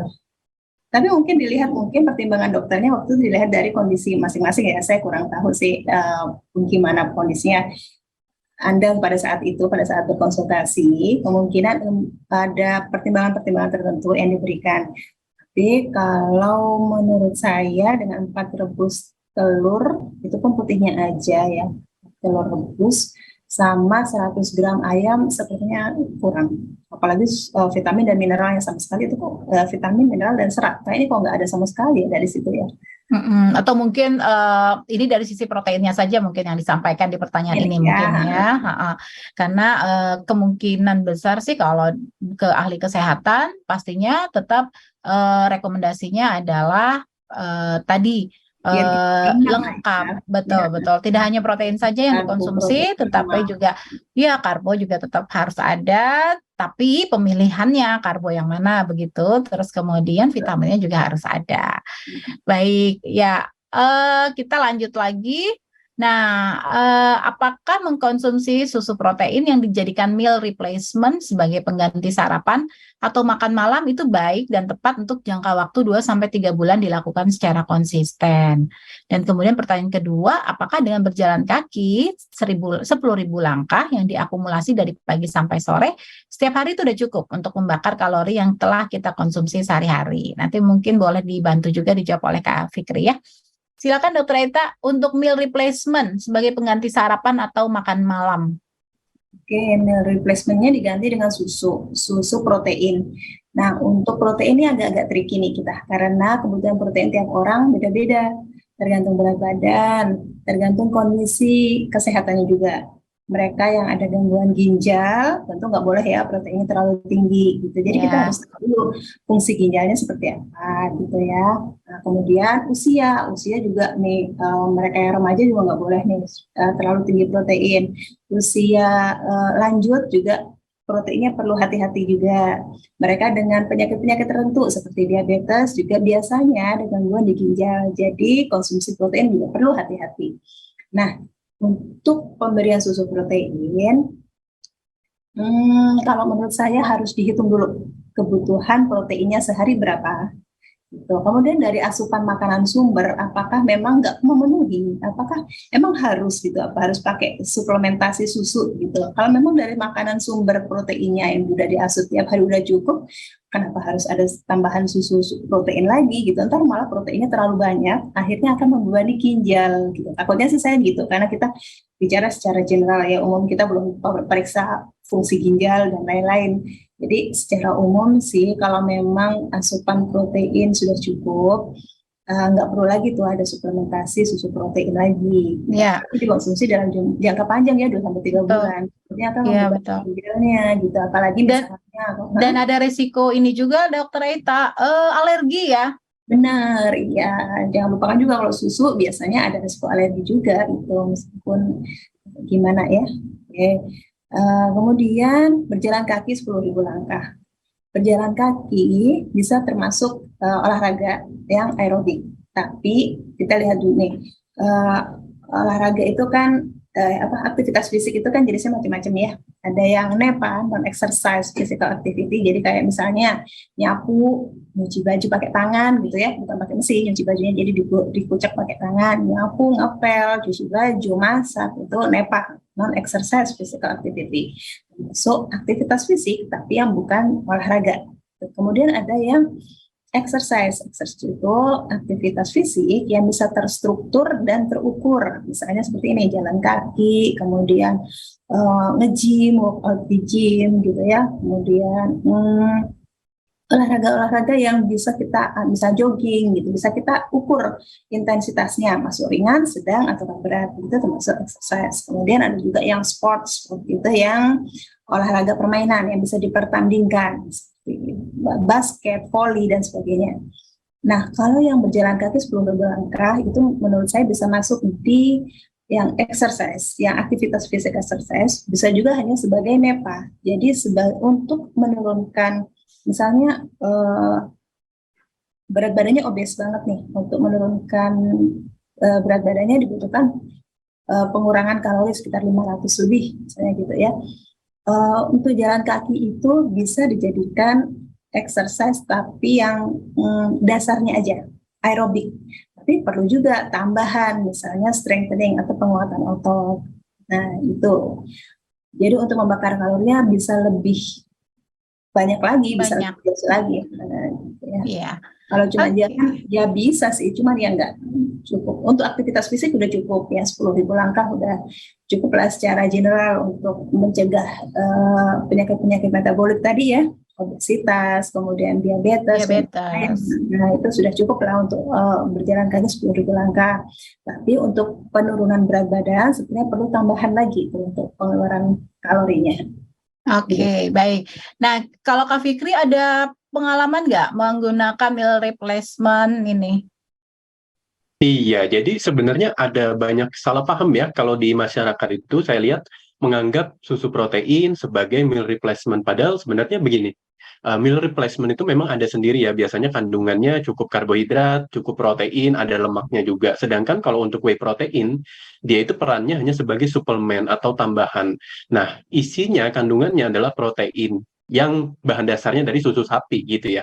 Jadi kalau misalnya nih kita sarapan hanya susu protein aja, terus makan siang kita ngerem-ngerem, makan malam lagi kita juga cuman makan, misal ya makan dada ayam doang deh, nggak apa-apa gitu.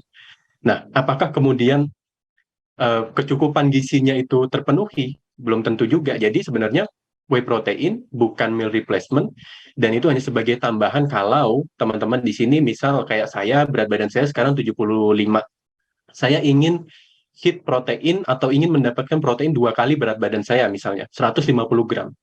Saya pagi udah makan telur, roti gandum misalnya. Iya, jadi saya pagi, siang, malam udah makan gitu ya. Tapi setelah saya hitung-hitung, kayaknya kebutuhan protein saya kurang deh.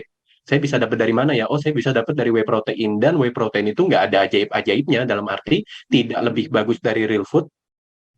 Kebetulan saya bersyukurnya saya disupport oleh salah satu susu protein ya, tapi saya juga bisa bilang bahwa kalaupun kita tidak konsumsi susu protein dan kita mau real food aja, makan dada ayam, makan tahu, makan tempe, makan ikan, daging, dan lain sebagainya, ya itu udah lebih dari cukup sebenarnya. Tidak wajib ya, dan nggak ada magic-magicnya, nggak lantas bisa mengikis lemak, apalagi ada yang bilang susu ini melunturkan lemak, itu udah pasti bohong lah. Terus yang kedua nih, kalau Iya. kita ngomongin masalah jalan kaki, nah teman-teman Mad Friends di sini, saran saya ketika kita ada kegiatan olahraga ya, jalan kaki bisa nggak dibilang olahraga? Untuk saya, di berat badan saya 100 kilo lebih waktu itu, tentu bagi saya itu olahraga, karena saya bawa badan saya aja udah berat gitu ya. Mau Berat. jalan ke minimarket aja rasanya males lah, ngos-ngosan gitu. Saya jalan kaki 20 menit itu udah sama kayak, mungkin bagi orang yang berat badan ideal, itu udah sama kayak jogging 20 menit ibaratnya. Itu bisa jadi olahraga, tapi apakah kemudian kita mau nih olahraga ini dengan alasan untuk membakar kalori sebanyak-banyaknya, bikin kita turun berat badan? Saya rasa enggak ya, kurang tepat ya. Kita pengen ketika kita olahraga nih, teman-teman yang ada di pikirannya adalah, yang ada di mindsetnya Mad Friends adalah, saya olahraga untuk mendapatkan banyak manfaat kesehatan, untuk menguatkan tulang, untuk meningkatkan kekuatan otot, supaya saya nanti 3 tahun, 5 tahun, 10 tahun ke depan, saya nggak ada lagi tuh namanya keluhan misalnya sakit pinggang, lutut saya buat berdiri kok sakit ya. Nah, kita pengen menghindari itu dari olahraga, rajin olahraga. Sedangkan kalau urusan kita pengen turun naik berat badan, kita inginnya juga diimbangi dengan asupan nutrisi yang tepat gitu. Jadi mindsetnya olahraga jangan buat sekedar nurunin berat badan gitu ya.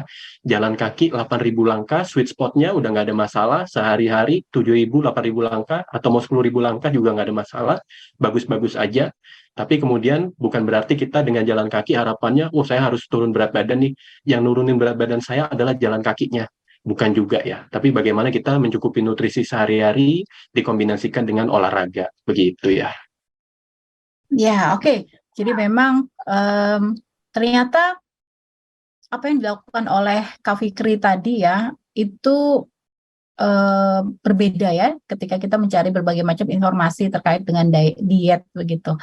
Nah, tentu saja ini peran dari ahli-ahli yang memiliki ilmu tentang itu, atau mungkin teman-teman yang memang betul-betul juga memiliki ilmu terkait dengan weight management, ini sangat penting sekali untuk kita ajak berdiskusi. Jadi bukan sekedar kita melihat, belajar sendiri dan kemudian kita langsung mempraktekkan sendiri begitu ya. Dan lebih apa ya? Lebih kunci utamanya adalah untuk kesehatan. Jadi bukan sekedar menurunkan. Kalau tadi ya turun aja sih bisa aja, tapi yang turun air karena massa air dalam tubuhnya menjadi berkurang dan lain sebagainya, padahal itu ada resiko dampak terhadap kesehatan yang lainnya. Tadi Dr. Eita menyampaikan menyinggung terkait dengan diabetes. Nah, ini ada pertanyaan yang berkaitan dengan diabetes. Jelaskan nutrisi yang tepat bagi orang dengan diabetes. Kemudian mohon dapat dijelaskan juga tentang resistensi insulin. Bagaimana menjaga gula darah yang baik? Banyak sekali pertanyaannya nih. Apakah ada terapi satu kali bagi orang yang diabetes mungkin. Kemudian tips-tipsnya yang sehat tanpa diabetes walaupun sudah prediabetes. Nah, ini terkait dengan penyakit ya. Seperti apa nih Dokter Aita dari sisi personalized nutrition memandangnya? Oke, untuk diabetes tentu kita lihat dulu ya, kondisi penderita diabetes tentu berbeda-beda ya. Ada yang masih diabetes ringan, maksudnya tanpa komplikasi. Ada juga yang sudah dengan komplikasi macam-macam diabetesnya. Nah, tentu saja untuk pemilihan jenis makanannya juga berbeda. Gitu. Tentu saja beda antara yang hanya diabetes murni dengan diabetes yang sudah ada komplikasi ke ginjal, seperti itu. Jenis jumlah proteinnya berbeda, seperti itu ya. Nah, pada dasarnya sih untuk pasien diabetes kita tentukan juga tadi jumlah, jenis, dan jam makannya. Jumlahnya kita tentukan berdasarkan berat badan, usia, dan aktivitas fisiknya. Misalnya berapa nih setelah dihitung, ada mungkin sekitar 1.500 saya gitu ya. Kemudian kita tentukan juga dari 1.500 itu kita akan bagi menjadi 5 kali makan. 3 kali makan besar, 2 kali atau 3 kali jam snack. Gitu. Pada mereka yang diabetes, kita tidak bisa membuat pasien kelaparan terlalu lama. Maksudnya jarak antara satu makan ke jam makan lainnya dia nggak bisa terlalu lama nih. Karena ada kemungkinan mereka bisa terjadi hipoglikemi, kadar gulanya jadi turun malahan ya. Jadi jangan berpikir dia kan diabetes gitu, kadar gulanya kan tinggi, jadi nggak usah makan aja, puasa aja gitu. Nah, justru itu yang berbahaya pada pasien diabetes. Justru pasien diabetes sangat rentan terjadi hiperglikemi, peningkatan kadar gula, juga terjadi penurunan kadar gula. Oke, ini masih ada pertanyaan terkait dengan diabetes ya dok. Untuk penderita diabetes sebaiknya apakah mengatur pola makan terlebih dahulu atau harus berolahraga terlebih dahulu? Apakah karbo sisa dikonsumsi dan benarkah karbo dapat menyebabkan sakau ketika kita menguranginya? Oke, untuk karbo tentu saja masih bisa dikonsumsi. Pilih karbohidrat yang kompleks seperti tadi ya. Karbohidrat kompleks itu karbohidrat yang ada kandungan seratnya. Jadi bukan cuma karbopati aja gitu, bukan hanya gula aja, tapi ada seratnya. Seratnya di sini berfungsi untuk mempertahankan kadar gula darah dalam darah lebih baik gitu ya, lebih lama. Terus nggak cepat lapar gitu, rasa kenyangnya lebih lama. Dan nggak meningkatkan insulin, jadi maksudnya tidak ada spike insulin, jadi insulin nggak tiba-tiba naik kemudian cepat turun, naik turun gitu ya. Nah, itu justru berbahaya buat penderita diabetes. Jadi penderita diabetes jangan mengkonsumsi karbohidrat simplex yang gula-gulaan, dalam arti gula beneran, permen-permen, manis-manisan, kue, cake, dan sebagainya yang bisa meningkatkan kadar gula darah dalam waktu cepat.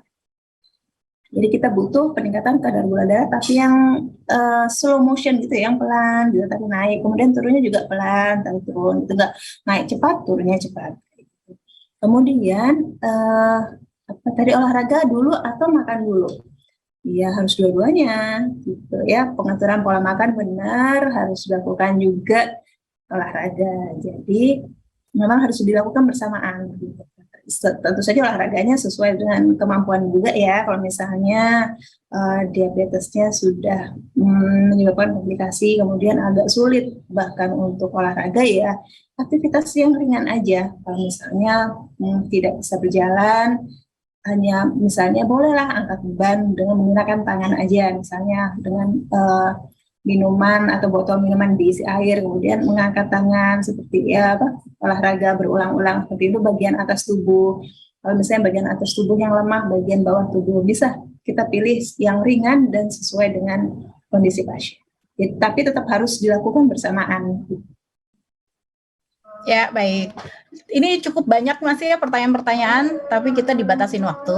Jadi ya, terakhir kita coba main games ya untuk menjawab asumsi-asumsi ataupun mitos-mitos. Baik, yang pertama, teh jati Cina menurunkan berat badan, ya atau tidak? Tolong dijawabnya ya atau tidak aja. Dokter Eta, ya atau tidak?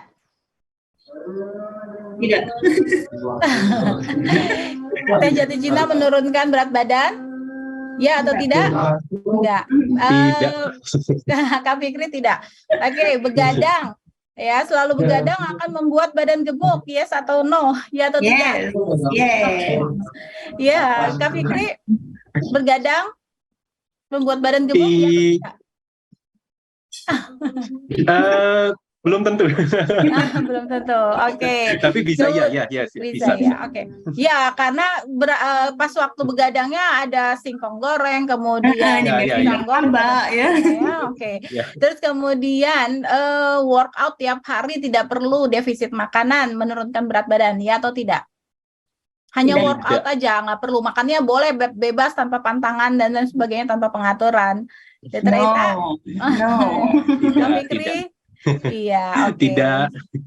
Tidak. Baik, my friends, saya kira ini kita sudah sampai ya pada acara terakhir. Ini udah banyak sekali sebenarnya pertanyaan, tapi silahkan yang belum puas bisa konsultasi dengan Dokter Eta tentunya. Boleh disampaikan Dokter Eta kapan prakteknya di Medevo?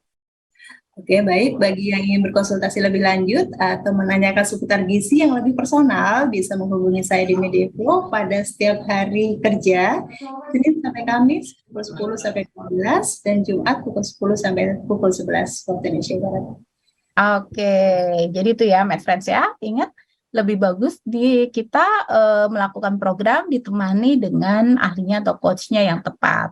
Ya, sebelum kita tutup, kami minta ada closing statement dari Dokter Eta, silakan. Baik, oke, Med Friends dan teman-teman sekalian. Kalau kita bicara diet, kita nggak bisa minta diet yang instan. Nggak ada namanya diet instan. Nggak ada penurunan berat badan pengen cepat-cepat turun, nggak ada. Karena kita naikin berat badan juga nggak instan. Semalam 2 malam tiba-tiba naik 10 kilo, nggak mungkin kan ya. Jadi untuk nurunin berat badan juga perlu pelan-pelan, slow, santai, dinikmati prosesnya gitu ya. Meskipun agak berat awalnya, tapi dengan komitmen, dengan konsistensi, dengan niat yang kuat, tentu saja juga dengan ilmu yang didapat ya dari jenis asupan, kemudian olahraga apa yang harus dilakukan, gitu. Dengan pendampingan yang baik dan benar, kita bisa menurunkan berat badan untuk mencegah tentunya penyakit-penyakit yang tidak kita inginkan. Tentu saja kita pengen sehat sampai berpuluh-puluh tahun yang akan datang, ya kan? Kita pengen bisa menikmati hidup, bisa menikmati makanan yang kita suka hingga berpuluh-puluh tahun yang akan datang. Kita nggak bisa pengen makan hanya untuk saat ini doang gitu ya. Kita pengen itu dinikmati berpuluh-puluh tahun dengan enjoy, dengan sehat, dengan bahagia gitu. Jadi kita perlu menjaga berat badan, gitu, menjaga kesehatan kita sejak saat ini. Baik, terima kasih Dokter Eta. Silakan Kak Fikri untuk closing statement-nya. Buat MedFriends semuanya ya, untuk yang ingin menerapkan pola hidup sehat, saran saya adalah untuk menjaga motivasinya, sebaiknya tidak hanya bergantung pada motivasi-motivasi yang sifatnya eksternal ya, tapi bagaimana teman-teman di sini mulai per hari ini mengidentifikasi dirinya bukan lagi sebagai orang yang obesitas atau orang yang gemuk. Kalau ada teman yang bilang atau manggil kita dengan istilah biasanya ya, si kentung atau si gendut gitu. Mulai sekarang jangan lagi didengar, mulai sekarang anggaplah teman-teman di sini sebagai orang-orang yang sehat dan bugar. Jadi setiap kali teman-teman mau makan berlebihan ya, misalnya mau nambah-nambah atau rakus gitu, teman-teman akan ingat bahwa saya adalah orang yang sehat dan bugar, tidak seharusnya saya rakus. Kenapa ini penting? Karena ketika teman-teman mengidentifikasi diri sebagai orang yang gemuk, orang yang rakus, orang yang dari kecil udah gemuk, saya nggak mungkin bisa berubah gitu. Akhirnya ketika teman-teman males olahraga, yang ada di pikirannya adalah apa? Oh nggak apa-apa, saya males olahraga. Toh saya adalah si gemuk, saya adalah si gendut, wajar gitu. Saya nggak mau olahraga, wajar. Wajar kalau saya begadang dan saya makan mie instan, karena saya adalah orang gemuk gitu. Nah itu yang saya nggak pengen. Usahakan teman-teman sekarang anggaplah dirinya sebagai orang yang sehat dan bugar. Jadi setiap kali teman-teman malas olahraga, teman-teman akan bilang, saya orang yang sehat dan bugar dan saya harus rajin olahraga. Saya harus mau mengatur asupan makanan saya harus mau aware dengan kalori, aware dengan nutrisi. Begitu ya, semangat pokoknya buat teman-teman yang ingin menurunkan berat badan. Iya, oke. Terima kasih banyak loh untuk semua narasumber kita, Dokter Eta dan juga Kak Fikri yang sudah berbagi bersama kita, sharing langsung dengan ahlinya dan juga dengan orang yang memang betul-betul seorang survivor. Jadi kita bukan teori lagi ya, tetapi sudah ada real case-nya. Terima kasih untuk para narasumber. Sampai bertemu lagi di kegiatan kita yang berikutnya ya. Thank you.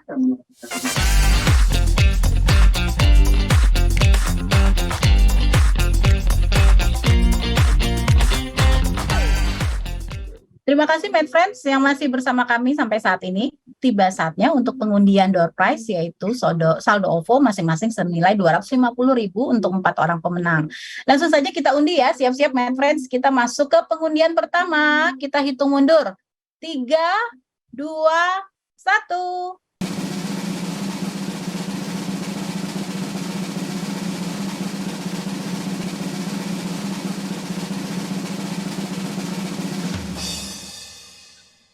Ya, selamat kepada Kak Farismul yang sudah mendapatkan saldo OVO 250.000 yang pertama. Baik, kita masuk lagi ke undian yang kedua. 3, 2, 1.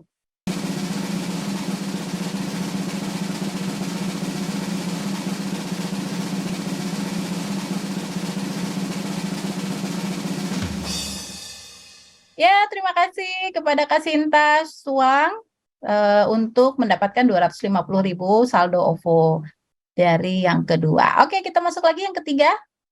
3, 2, 1.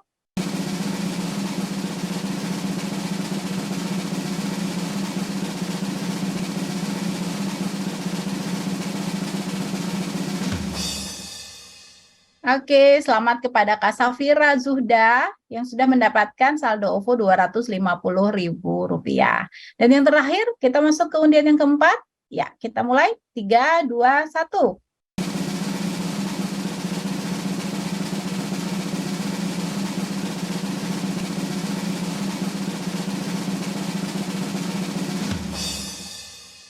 Oke, terima kasih. Selamat kepada Kakak Tiari. Oke, selesai sudah ya keempat undian. Selamat kepada para pemenang yang undian dan 3 penanya terpilih nanti akan dihubungi langsung oleh tim Medevo ya dan juga tim kita. Oke. Dan saya juga ingin mengingatkan untuk my friends semua, jangan lupa untuk follow sosial media kami di Instagram, yaitu medevo.id dan hai.dhc, karena banyak sekali informasi menarik dan juga bermanfaat yang terkait dengan kesehatan, dan juga tentunya ada banyak hadiah juga. Nah, langsung follow ya Instagramnya sekarang juga. Nah, untuk konsultasi kesehatan, my friends dapat langsung download Medevo Apps di iOS ataupun Android. Jadi my friends bisa langsung download di App Store ataupun Play Store supaya bisa konsultasi bersama dokter-dokter di Medevo. Terima kasih telah mengikuti acara ini dari awal sampai akhir. Semoga webinar ini bisa memberi kebermanfaatan bagi kita semua. Saya Dian Kurtanti dan tim Medevo pamit undur diri. Sampai bertemu kembali di Metalk, Medevo Idea and Talk selanjutnya. Sampai jumpa. Bye-bye.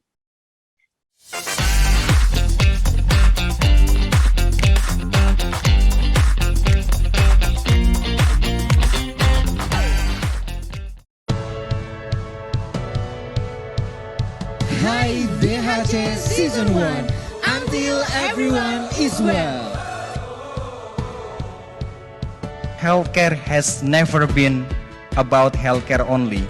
It's about behavior, it's about socioeconomic, it's about pollution, it's about regulation, it's about political system as well. Inilah yang kita pelajari, bahwa digital dan ekosistem approach itu harus dimiliki. So we have been doing it, we did it, and we will do it more. Like when I close my eyes and don't even care if anyone sees me dancing. Like I can fly and I don't even think of touching the ground. Brand new. Kami di sini with all of you, with every one of you, will work really hard, will innovate, will collaborate until everyone is well. Saya Soleh Ayubi. Thank you.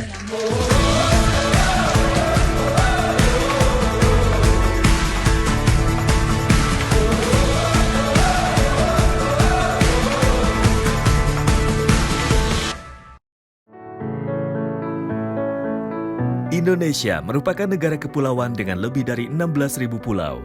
Dengan luasnya wilayah Indonesia, masyarakat memerlukan akses kesehatan yang lebih baik. Kondisi saat ini dirasakan belum meratanya tenaga kesehatan, khususnya dokter spesialis. Sementara angka biaya pelayanan kesehatan terus meningkat setiap tahunnya. Diperlukan sebuah inovasi dengan pemanfaatan teknologi di bidang kesehatan guna menjawab permasalahan tersebut. Kini, dokter spesialis dapat menjangkau puskesmas, merupakan jawaban dari Kementerian Kesehatan bersama holding BUMN Farmasi dalam menghadapi permasalahan dan tantangan tersebut. Diharapkan program ini dapat membantu masyarakat Indonesia mendapatkan akses layanan kesehatan yang lebih baik. Dengan layanan telemedicine, pasien yang datang ke puskesmas langsung ditangani dokter umum menggunakan aplikasi Medevo yang dapat memberikan data secara real-time antara dokter umum kepada dokter spesialis agar pasien mendapatkan pelayanan yang maksimal tanpa perlu ke rumah sakit, teruntuk kasus spesialistik dan non-kegawat daruratan. Setelah data pasien masuk ke aplikasi Medevo, pemeriksaan dilanjutkan dengan alat telediagnostik 15 parameter pemeriksaan Indofarma, yaitu alat pemeriksaan jarak jauh yang terintegrasi dengan aplikasi Medevo dan Indonesia Health Service Kementerian Kesehatan, di mana pemeriksaan dilakukan sesuai dengan kebutuhan diagnosa pasien.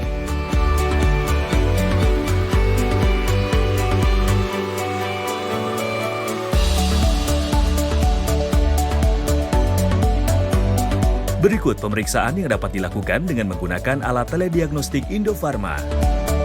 NIBP, pulse rate, SpO2, temperatur, heart rate, ECG, respiration rate, ultrasonography, blood glucose, blood lipid, otoscope, digital stethoscope, PCG, IBP, capnography. Dokter umum akan melanjutkan pemeriksaan serta mengisi hasil pemeriksaan tersebut di aplikasi Medevo. Data-data pasien diterima oleh dokter spesialis sehingga dapat melakukan pemeriksaan lanjutan terhadap pasien. Dokter spesialis akan mengisi diagnosa akhir untuk pasien dan memberikan resep obat melalui aplikasi Medevo yang dapat ditebus di puskesmas atau apotek terdekat. Hasil diagnosis akhir, peresepan obat, dan penunjang medis dapat dilihat oleh dokter umum yang ada di puskesmas. Saya senang sekali sudah bisa mendapatkan layanan kesehatan di puskesmas dengan adanya telemedicine. Dengan adanya telemedicine di puskesmas, beta pul ongkos berobat jadi hemat. Terbanyak makan waktu dan tercapai di jalan. Sekarang, sudah ada layanan dokter spesialis di puskesmas. Kini, layanan telemedicine rujukan dari dokter umum ke dokter spesialis dapat diakses oleh masyarakat. Dengan demikian, masyarakat dapat mendapatkan layanan dokter spesialis dari puskesmas, serta Dinas Kesehatan dan Kementerian Kesehatan dapat melakukan pemantauan layanan telemedicine melalui dashboard yang telah disediakan. Program ini merupakan kerjasama Kementerian Kesehatan bersama holding BUMN Farmasi. Gusman, makan yang banyak, biar nggak disebut kurus sama tetangga. Semuanya kini terasa berbeda. Dulu, makan bersama ibu sudah menjadi kebiasaan. Ibu selalu menyiapkan makanan dan dengan bersemangat ia akan bercerita banyak tentang kehidupan. Hal manis yang selalu ia berikan menjadi sebuah asupan yang menguatkan. Membuat cerita di meja makan menjadi kenangan. Ibu menjadi sosok panutan satu-satunya. Namun, hal manis tersebut tidak dapat bertahan selamanya. Kebiasaan yang telah tercipta dapat hilang bila kita tak turut menjaganya. Terkadang, kita dipaksa untuk siap menerima keadaan. Mengganti kebiasaan lama menjadi kebiasaan yang baru. Sini, sama ayah aja. Beruntung, kami masih diberi kesempatan. Ini kebiasaan baru kami.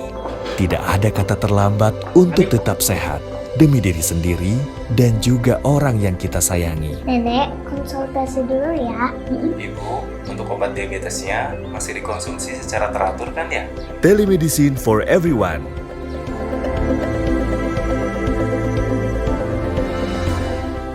Until everyone is well.